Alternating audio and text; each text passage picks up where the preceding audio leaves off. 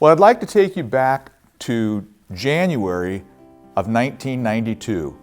And it was a cold, rainy morning, as so many of those gray Seattle mornings are. And I had been at a business meeting the evening before for a chamber. And a gentleman by the name of Rick Meadows invited me to go to Rotary the following morning. In a moment of weakness, I said yes. And I still remember getting up the Friday morning. It was about, dark 30. And my wife rolled over and said, "Hey, where are you going anyway at this hour?" And I said, "Well, I'm going to a Rotary Club meeting." She said, "Good luck with that," rolled over and went back to sleep. And I remember getting down to the car and driving down the street. Rain was coming down sideways, the windshield wipers are going, and I pulled into the Bellevue Athletic Club, and I had to park way in the back 40, and I was walking through the rain puddles, my shoes were getting wet, and I got up to the Bellevue Athletic Club, and as my hand touched the front door, I went, "Oh my gosh, this is probably one of those multi-level marketing scams." Oh well, I thought I'd go in anyways. So I'm walking down the hall, and I come up to these two doors where it enters into the ballroom. And the doors open up, and there's two really friendly gentlemen standing there, and they said, "Welcome to Bellevue Breakfast Rotary Club. We're so happy that you're here today." I'm like, "Well, thank you very much." And I went over to pay for my breakfast. They said, oh, your money's no good here. You're our guest here today, and we will not let you pay." I said, "Okay, great." And they led me over to the buffet, and I walked through it, and it's just this beautiful, well-prepared food. Everything's nice, the plates, the silverware, everything. And I start walking into the main ballroom. There are probably about 100 people in the room there. And I can see Rick Meadows. He's waving at me, "Come on over here." But as I get to the very first table in the ballroom, a group of people there say, hey, are you visiting for the first time today?" And I said, "Well, yes, I am." They said, "Then you should come sit with us." And as I walked to sit down, nobody said, "Don't sit there, that's Joe's chair." And in fact, they welcomed me with open arms. They were all describing their businesses. They asked me what I do for my line of work. And we had a great conversation until all of a sudden, ding, a bell rings and they all jump to attention. I'm looking around like, what is this, like Pavlov's dog or something?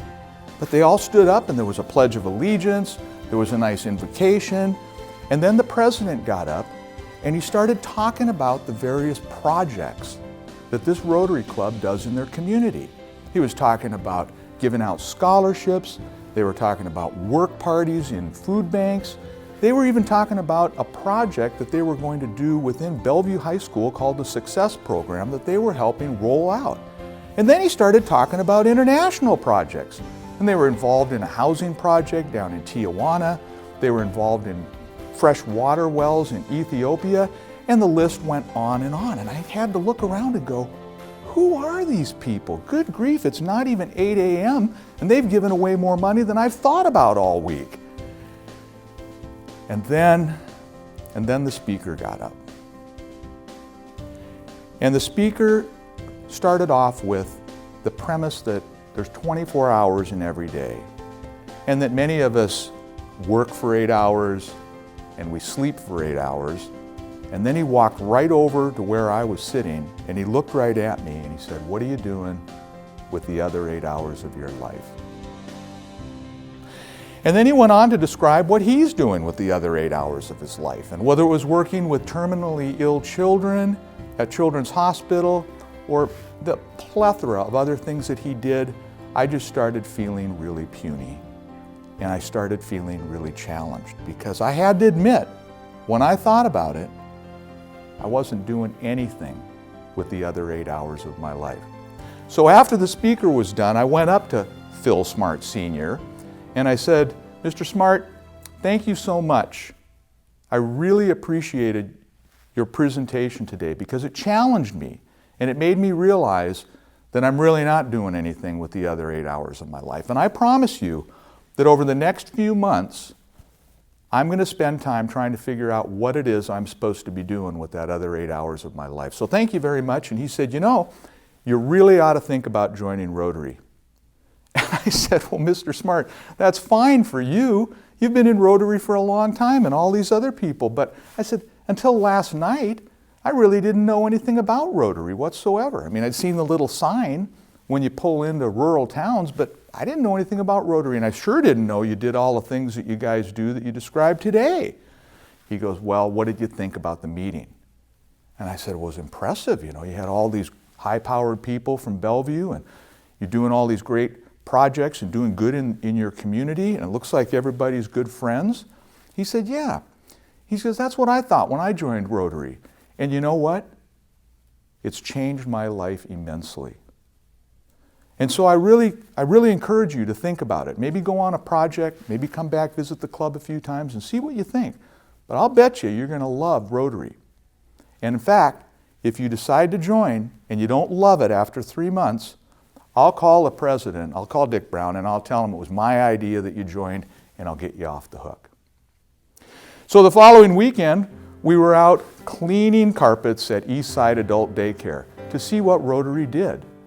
And then I came back for a few meetings. And you know what? I joined. And it profoundly changed my life and my family's life.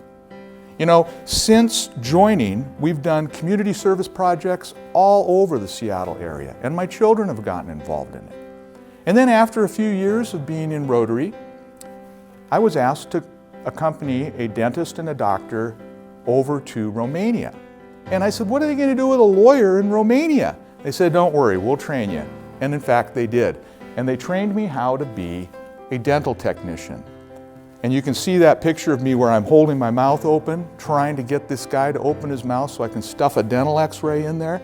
Yeah, because he didn't speak English. But we managed to get through it. And then before you know it, I'm in Russia working on a project. And then in Guatemala, putting in fresh water and working in a village down there. And there's a picture there of the president with a tear in his eye as we were dedicating the water system. And he looked at me and said, thank you so much, and thank you, Rotary, for bringing us fresh water. Our babies have stopped dying. And it was at that moment that I realized what Rotary was all about. As my family watched the dedication, I believe they understood what Rotary was all about at that point too.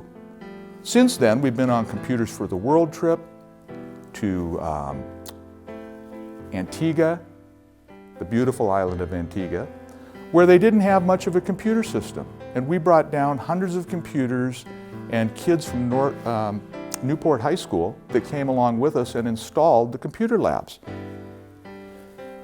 And so, then last year I served as district governor. A journey that never would have happened without Rotary. Rotary has profoundly changed my life. And I oftentimes think, what would have happened if I had walked into that ballroom that afternoon or that morning for breakfast and somebody had said, don't sit there, that's Joe's chair? Or what if I hadn't been warmly greeted?